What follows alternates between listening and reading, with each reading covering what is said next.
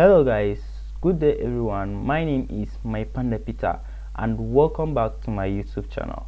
On today's video I'm going to show you guys how to download the YouTube app on your Windows laptop.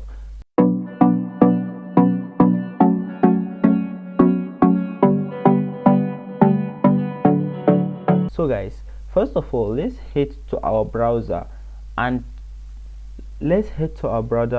type youtube.com and enter. So guys, without wasting much time, all you have to do is check this top right.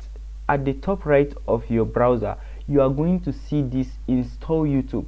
All you have to do is click on the install YouTube and okay guys, install app www.youtube.com.